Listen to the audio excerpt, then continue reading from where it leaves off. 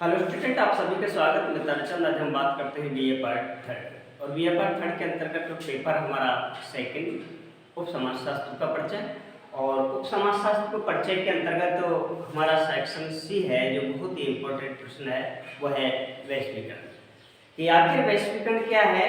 ये शब्द बहुत ही प्रचलित है प्रत्येक सब्जेक्ट के अंतर्गत। तो आधुनिक समय में वैश्वीकरण को देखा जा सकता है। तो वैश्वीकरण ये शब्द हिंदी का है, और जब हम बात करते हैं कि वैश्वीकरण शब्द कहाँ से, कैसे, किस प्रकार से ये प्रचलित हुआ, तो वैश्वीकरण शब्द से पहले हम बात करते हैं भूमंडलीकरण। अर्थात तो वैश्वीकरण शब्द बाद में आया, उससे पूर्व शब्द जो आया है वो है भूमंडलीकरण। और भूमंडलीकरण शब्द अंग्रेजी के ग्लोबलाइजेशन शब्द का हिंदी रूपांतर है। ग्लोबलाइजेशन हिंदी में भी हम इसको लिख सकते हैं और इंग्लिश में भी हम इसको लिख सकते हैं, और इसका जब हिंदी का जब बात करते हैं तो उसका अर्थ होता है भूमंडलीकरण। लेकिन भूमंडलीकरण शब्द यह बहुत ज़्यादा प्रचलित नहीं हुआ, और उससे और सटीक जो शब्द निकला है वो है वैश्वीकरण। तो आज हम बात करते हैं वैश्वीकरण क्या है, और वैश्वीकरण का समाज पर, राजनीति पर, अर्थव्यवस्था पर क्या प्रभाव पड़ा। वैश्वीकरण शब्द सर्वप्रथम 1952 के अंतर्गत तो रोनाल्ड रॉबर्टसन ने इस शब्द का सर्वप्रथम उल्लेख किया। और वैश्वीकरण जब देखा जाए अर्थात तो ग्लोबलाइजेशन या भूमंडलीकरण, तो ग्लोबलाइजेशन शब्द ग्लोबलिश से बना है, और ग्लोबलिज का अर्थ है आपस में अंतर संबंध या अंतर निर्भरता या अन्य आश्रितता। अर्थात तो दुनिया के समस्त देश आपस में एक दूसरे से अंतर निर्भर हैं, अंतर संबंध हैं, अन्य आश्रितता है, आश्रित हैं। अर्थात संबंध बनाने की जो प्रक्रिया है वो हमारे लिए वैश्वीकरण है। और वैश्वीकरण में सबसे ज़्यादा जो प्राथमिकता दी है वो है इंटरनेट का या संचार अथवा मीडिया का है, कि मीडिया के माध्यम से या संचार के माध्यम से या इंटरनेट के माध्यम से समस्त दुनिया के देश आपस में एक दूसरे से जुड़े हुए हैं, अंतर संबंध हैं, वो हमारे लिए वैश्वीकरण है। तो एक बार हम बात करते हैं वैश्वीकरण अर्थात भूमंडलीकरण। वैश्वीकरण शब्द या भूमंडलीकरण शब्द अंग्रेजी के ग्लोबलाइजेशन शब्द का हिंदी रूपांतरण है। ये ग्लोबलाइजेशन शब्द अंग्रेजी के ग्लोबलीज शब्द से बना है, जिसका अर्थ है अंतर संबंध या अंतर निर्भरता अथवा अन्य आश्रितता से। अर्थात दुनिया के समस्त देश आपस में, दुनिया के समस्त देश आपस में एक दूसरे से अंतर संबंध बनाना, आदान प्रदान करना, आयात निर्यात करना, लेना देना करना, यह हमारा वैश्वीकरण है। किस संचार की व्यवस्था ने, इंटरनेट की व्यवस्था ने समस्त दुनिया के देशों को एक दूसरे से जोड़ दिया है और उस दुनिया को छोटा कर दिया है। ये संबंध बनाने की जो प्रक्रिया है, अंतर निर्भरता की जो प्रक्रिया है, या एक दूसरे से आश्रितता की जो प्रक्रिया है, वो हमारे लिए वैश्वीकरण है। उदाहरण के तौर पर हम बात करते हैं कि जब गुजरात में भूकंप आता है तो अन्य राज्य के लोग भी एक चंदा इकट्ठा करके हम उन लोगों की सहायता करते हैं। तो उसके पीछे हमारा एक रहस्य है कि हम उन लोगों से भी आपस में एक दूसरे से संबंध हैं, आयात निर्यात करते हैं। संकट के समय हम एक दूसरे राज्य की सहायता करते हैं, लेना देना करते हैं, ताकि हमारा विकास की जो गति है वो अधिक से अधिक हो। तो ग्लोबलाइजेशन में सबसे महत्वपूर्ण जो स्थान रहा है वो है संचार की दुनिया, इंटरनेट अथवा कम्युनिकेशन। बहुत अच्छी एक अवधारणा है विश्ववाद या विश्व स्थानीयकरण। ये भी हमारा ग्लोबलाइजेशन से संबंध है। अर्थात ये दुनिया छोटी हो गई है, ये सिकुड़ती जा रही है, इसका जो आयात है, निर्यात है, वो सब आपस में एक दूसरे से अंतर संबंध है। तो ये हमारे लिए वैश्वीकरण है। ग्लोबलाइजेशन शब्द का सर्वप्रथम जब बात करते हैं, उल्लेख करते हैं, तो सन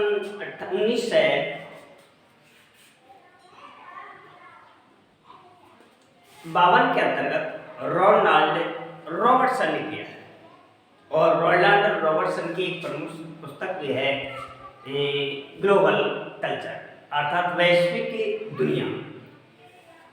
लेकिन अब यहाँ परिभाषा की दृष्टि से हम ग्लोबलाइजेशन की जो बात करते हैं वो ये है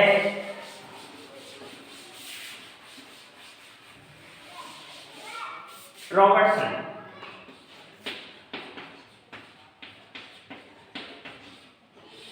ने सन 1852 के अंतर्गत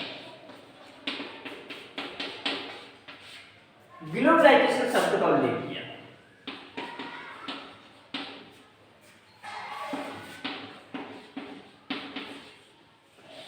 ग्लोबलाइजेशन शब्द का उल्लेख किया।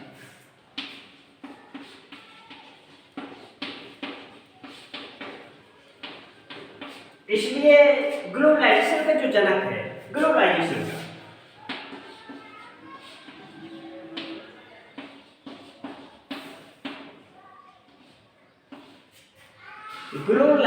का जनक रॉबर्टसन को, अर्थात उन्होंने सर्वप्रथम शब्द की रचना की थी। ग्लोबलाइजेशन शब्दों का उल्लेख रॉबर्टसन ने अपनी प्रमुख पुस्तक रॉबर्टसन की प्रमुख पुस्तक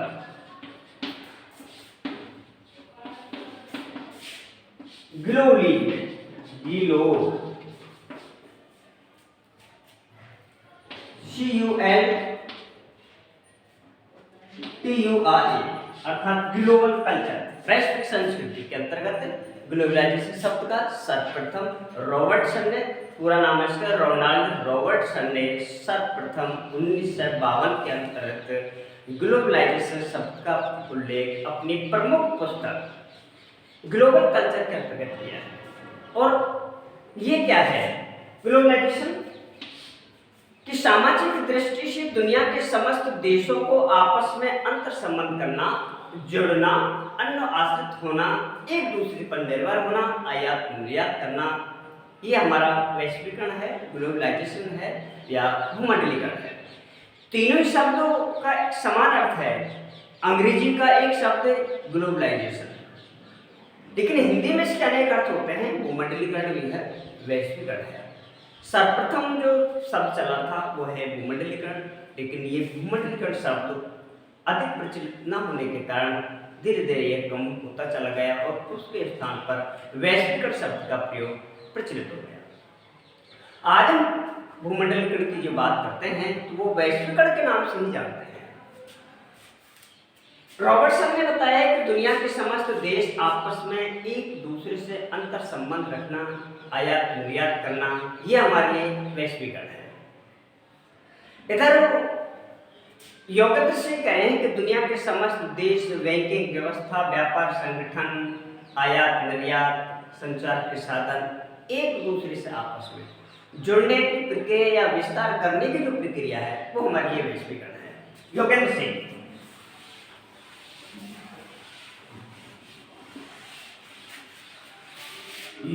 सिंह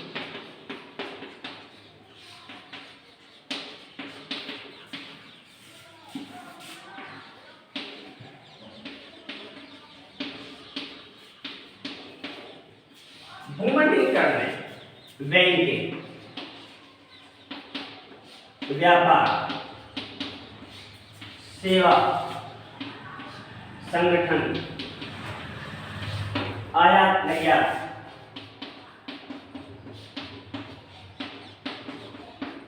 आदि का विस्तार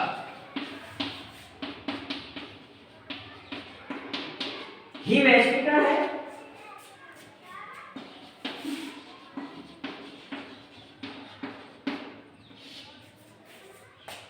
जबकि डेविस कहता है कि दुनिया के समस्त देश आपस में एक दूसरे से आयात निर्यात या उत्पादन या व्यापार अपनी शिथिलता की अवस्था में उदारीकरण के रूप में करते हैं, तो वो हमारे लिए वैश्वीकरण है। बलदेव राज कहता है कि किसी भी देश की अर्थव्यवस्था का विस्तार या परिवर्तन आना ही वैश्वीकरण है। तो यहाँ पर इधर गिडिंग्स भी कहता है कि दुनिया के समस्त देशों को आपस में एक दूसरे से जुड़ना वैश्वीकरण है। लेकिन यहाँ पर उपयुक्त सभी परिभाषाओं से स्पष्ट होता है कि वैश्वीकरण एक प्रक्रिया है जिसमें दुनिया के समस्त देश आपस में एक दूसरे से जुड़े हुए हैं, आदान प्रदान करते हैं, लेना देना करते हैं। लेकिन वैश्वीकरण सबसे महत्वपूर्ण जो है वो है एलपीजी शब्द, अर्थात एल पी और जी, इन तीनों शब्दों के अंतर्गत वैश्वीकरण का महत्वपूर्ण योगदान रहा। लेकिन यहाँ पर कभी कभार हम बात करते हैं एलपीजी अर्थात लिबरलाइजेशन, उदारीकरण।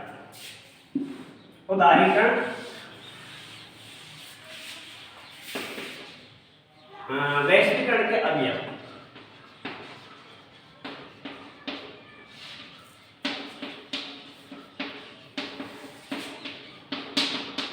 या तत्व, वो तीन शब्द हैं एलपीजी, एलपीजी, उदारीकरण। उदारीकरण अर्थात व्यापार के नियमों में शिथिलता, व्यापार या आयात निर्यात के नियमों में शिथिलता या कमजोर या छूट देना। व्यापार के नियमों में छूट देना ही हमारे क्या उदारीकरण है। अर्थात कुछ समय पूर्व व्यापार के नियम कठोर थे, माल का आयात निर्यात नहीं होता था तो वस्तु महंगी थी। जो देश पूंजीवादी व्यवस्था वाले देश जो उत्पादन करते हैं उस उत्पादन में या टैक्स के कारण उसका आयात निर्यात कम था।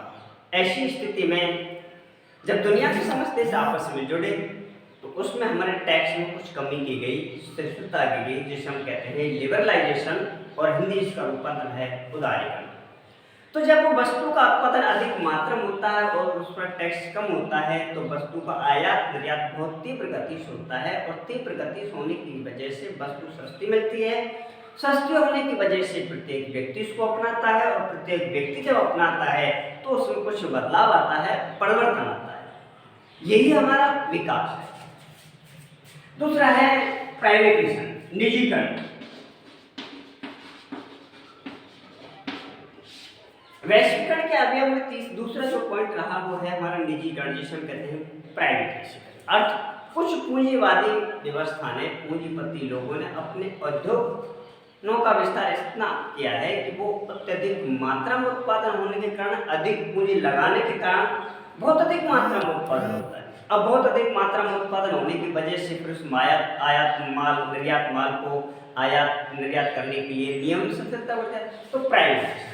और इसके बाद में है फिर ग्लोबलाइजेशन अर्थात वैश्वीकरण। ये तीनों शब्द हमारी सामाजिक व्यवस्था, अर्थव्यवस्था आदि को परिवर्तन करने में एक महत्वपूर्ण योगदान रहा।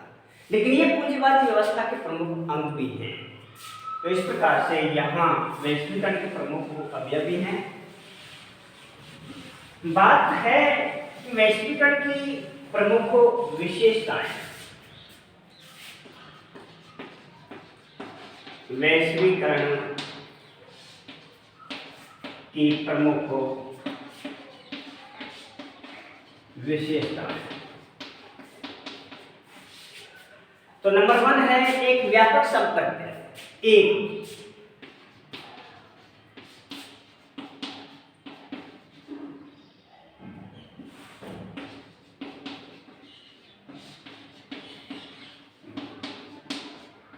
अर्थात वैश्वीकरण एक व्यापक संपर्क है, संपर्क है, संकुचित नहीं बल्कि व्यापक। इसके अंतर्गत दुनिया के समस्त देश आपस में एक दूसरे से लेना देना, भौतिक अभौतिक, सामाजिक सांस्कृतिक, राजनीतिक, आर्थिक समस्त वस्तुओं का उत्पादन आयात निर्यात करते हैं। इसलिए इसको व्यापक संपर्क माना गया है।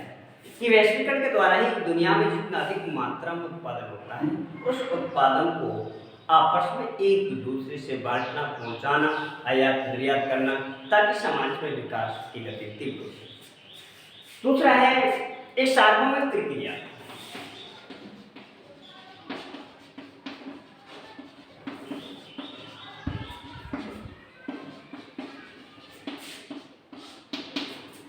कि वैश्वीकरण स्थानीय नहीं बल्कि सार्वभौमिक प्रक्रिया है। इसमें दुनिया के समस्त देश, विकसित अविकसित, प्राचीन नवीन, परंपरागत आधुनिक, सभी अपना विस्तार करने की वजह से एक दूसरे से जुड़े हुए हैं। अर्थात वैश्वीकरण के प्रभाव को, आधुनिकीकरण के प्रभाव को सभी क्षेत्रों में, सभी समाजों के अंतर्गत, प्रत्येक वस्तु के अंतर्गत, प्रत्येक क्षेत्र के अंतर्गत देखा जा सकता है। इसकी कोई क्षेत्र निश्चित नहीं है, कोई संकुचित अवधारणा नहीं है, बल्कि एक व्यापक अवधारणा है, एक सार्वभौमिक अवधारणा है जो प्रत्येक क्षेत्र के अंतर्गत, चाहे आर्थिक क्षेत्र हो या राजनीतिक क्षेत्र हो या सामाजिक क्षेत्र हो या मनोवैज्ञानिक क्षेत्र हो या भौतिक क्षेत्र हो या राजनीतिक क्षेत्र, सभी के अंतर्गत वैश्वीकरण को देखा जा सकता है। लेकिन वैश्वीकरण के साथ साथ फिर चाहे आदिम समाज हो या औद्योगिक समाज हो या ग्रामीण समाज हो या नगरीय समाज हो या विकसित हो या अविकसित हो या अल्पसंख्यक हो या दीर्घ समाज हो या लघु समाज हो, सभी के अंतर्गत वैश्वीकरण के प्रभाव को देखा जा सकता है। इसलिए वैश्वीकरण का प्रभाव, मॉडर्नाइजेशन का प्रभाव या परिवर्तन की प्रक्रिया को प्रत्येक समाज के अंतर्गत देखा जा सकता है। तीसरा है मनोवैज्ञानिक प्रक्रिया। एक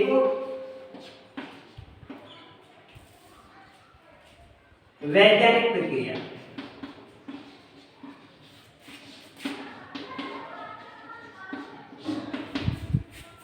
वैश्वीकरण एक वैज्ञानिक प्रक्रिया है जिसके अंदर किसी सिद्धांत, किसी नियमों के आधार पर व्यवस्थित तरीके से इसका जांच की जा सकती है, परख किया जा सकता है, अनुमान लगाया जा सकता है, आनुभाविक उत्पादन होता है कि कोई चीज़ का विस्तार किस कारण से, क्या उसका उपयोग है, क्या उसका लाभ है, इसके आधार पर व्यवस्थित तरीके से इसका अध्ययन किया जा सकता है। अगला है चेतन और अचेतन प्रक्रिया। चेतन और अचेतन प्रक्रिया।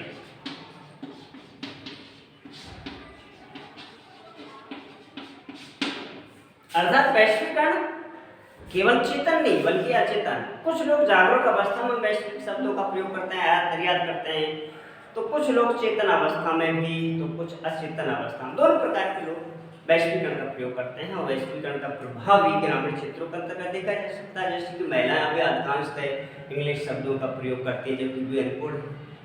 तो इसका मतलब हमारे समाज के अंतर्गत बदलाव आ रहा है। पांचवा है सामाजिक आंदोलन।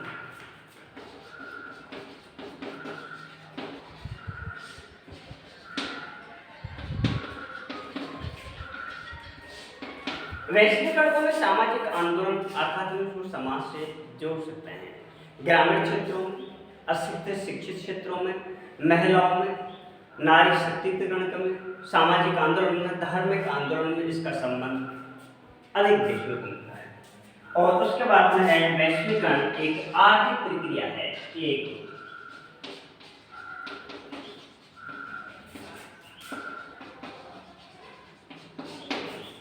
कि वैश्वीकरण एक आर्थिक प्रक्रिया भी है। आर्थिक क्षेत्र में, उत्पादन के क्षेत्र में, उत्पादन की साधनों के क्षेत्र में इसको अधिक देखा जा सकता है। और जैसे जैसे औद्योगिक क्रांति बढ़ती गई वैसे वैसे अनेक आर्थिक क्षेत्रों में नए नए साधनों के विकास के कारण उत्पादन की प्रक्रिया में तेजी गति से परिवर्तन हुआ। तो ये रही हमारी वैश्वीकरण की कुछ प्रमुख विशेषताएं और उसकी परिभाषा।